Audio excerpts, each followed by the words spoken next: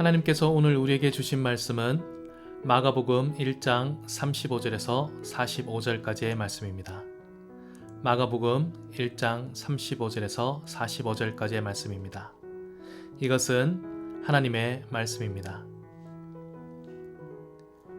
새벽 아직도 밝기 전에 예수께서 일어나 나가 한적한 곳으로 가사 거기서 기도하시더니 시몬과 및 그와 함께 있는 자들이 예수의 뒤를 따라가 만나서 이르되 모든 사람이 주를 찾나이다. 이르시되 우리가 다른 가까운 마을들로 가자. 거기서도 전도하리니 내가 이를 위하여 왔노라 하시고 이에 온 갈릴리에 다니시며 그들의 여러 회당에서 전도하시고 또 귀신들을 내쫓으시더라. 한 나병 환자가 예수께 와서 꿇어 엎드려 간구하여 이르되 원하시면 저를 깨끗하게 하실 수 있나이다. 예수께서 불쌍히 여기사 손을 내밀어 그에게 대시며 이르시되 내가 원하노니 깨끗함을 받으라 하시니 곧 나병이 그 사람에게서 떠나가고 깨끗하여 진지라. 곧 보내시며 엄히 경고하사 이르시되 삼가 아무에게 아무 말도 하지 말고 가서 내 몸을 제사장에게 보이고 내가 깨끗하게 되었으니 모세가 명한 것을 들여 그들에게 입증하라 하셨더라.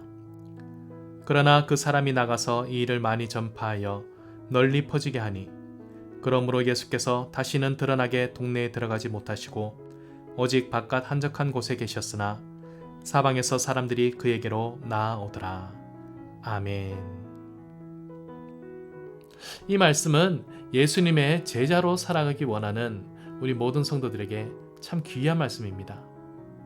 오늘날 우리 한국교회가 또 우리 성도들이 많은 사역과 일들을 계획하고 또 선하게 담당하고 있지만 그 안에 큰 하나님의 능력이 나타나지 않는 이유는 바로 하나님과 우리 사역하는 사람들과의 관계가 그리 가깝지 못하기 때문입니다. 예수님은 어떤 사역보다도 하나님과의 관계를 깊이 가지는데 가장 큰 가치를 두셨습니다. 하나님과의 관계가 먼저 올바로 세워져야 그 다음에 예수님이 하시는 일들이 의미가 있고 거기에서 하나님이 이루시고자 하는 역사들이 크게 임하게 되심을 너무나 잘 알고 계셨던 것입니다.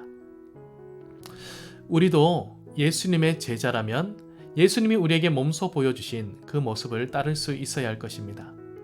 예수님께서 우리에게 보여주신 대로 우리 또한 어떤 일, 모든 일을 함에 있어서 예수님과의 관계를 가장 우선으로 하고 하나님과의 관계도 우리가 가장 우선으로 여겨서 반드시 기도하고 하나님께 묻고 대화하고 우리의 모든 시간을 맡겨드린 다음 우리의 일들을 시작하게 된다면 그 하루는 또 그 사역은 분명 이전과는 다른 새로운 능력의 사역, 새로운 능력의 삶이 될 것입니다.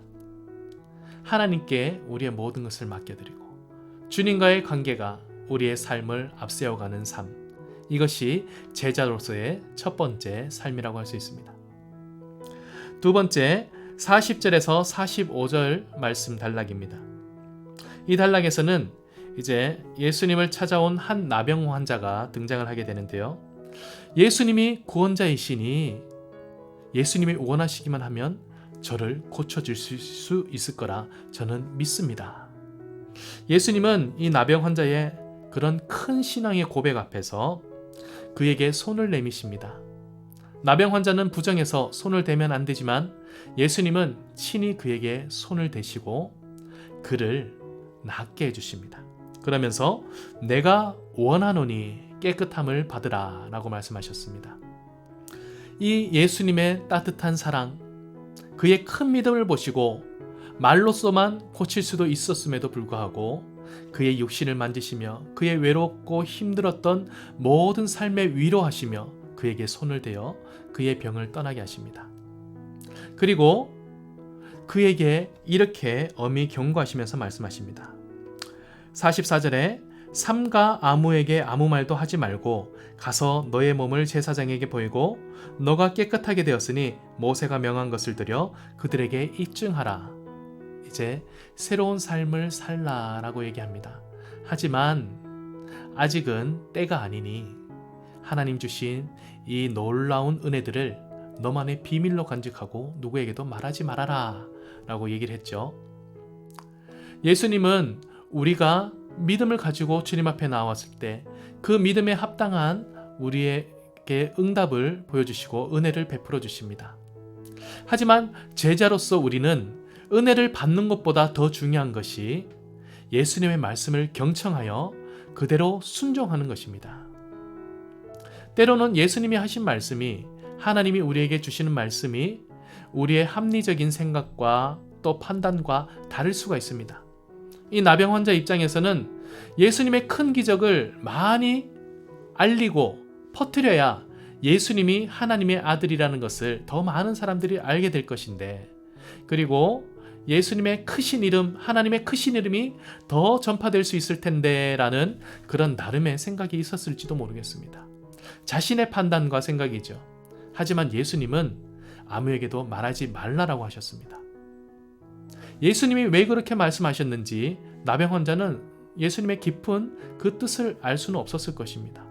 그럼에도 불구하고 제자라면 예수님의 말씀을 따를 수 있었어야 한다는 것입니다. 이 나병 환자가 예수님의 말씀을 따랐다면 예수님은 동네에 들어가는 것도 여전히 수월하게 돌아다니시면서 많은 사람들에게 또 치료하고 복음을 전할 수 있었을 것입니다. 그러나 이 나병 환자가 순종하지 않음으로 인해서 예수님은 동네에 들어가지 못하시고 바깥에 머물면서 그래도 그곳으로 찾아오는 사람들을 또 만나주시고 고쳐주시고 하셨던 것입니다. 이게 바로 제자의 두 번째 조건입니다. 오늘 이 두 말씀을 통해서 이 코로나 시대를 살아가는 우리들이 제자로서, 바른 성도로서 어떻게 살아가야 될까의 그 교훈을 들었습니다. 첫 번째는 바로 우리가 무슨 일과 사역을 하든지 간에 하나님과의 관계, 기도하는 것이 가장 우선이 되어야 한다. 두 번째는 우리의 합리적인 생각과 우리의 판단과 맞지 않는다 할지라도 하나님 말씀, 주님께서 주신 말씀에 무조건적으로 순종하며 나아갈 때 하나님의 일은 더 크게 확장되고 아름다워진다라는 것입니다. 함께 기도하겠습니다. 아버지 하나님, 오늘 주신 말씀을 통해서 우리가 이 시대를 살아가는 주님의 제자들로서 무엇을 귀한 가치로 여기며 살아가야 하는지 생각해 보게 되었습니다. 우리가 하나님과의 관계를 얼마나 소중하게 생각하고 있는지, 하나님께 기도드리는 그 시간을 얼마나 귀한 시간으로, 중요한 시간으로 여기며 살아가고 있는지 다시 돌아보게 하여 주시고, 또한 하나님 주신 말씀보다 우리 생각과 우리의 판단을 앞세워 살아가지는 않았는지 우리의 모습을 돌아보게 하여 주시옵소서. 예수님처럼 기도로 그리고 순종으로 이 땅에 거듭난 제자로서 세상을 더 아름답게 만들어가는 하나님의 성도가 될 수 있도록 우리의 삶을 인도하여 주시옵소서. 이 한 주간도 우리와 동행하시며 지켜주시길 원하옵고 예수님의 이름으로 기도드리옵나이다. 아멘.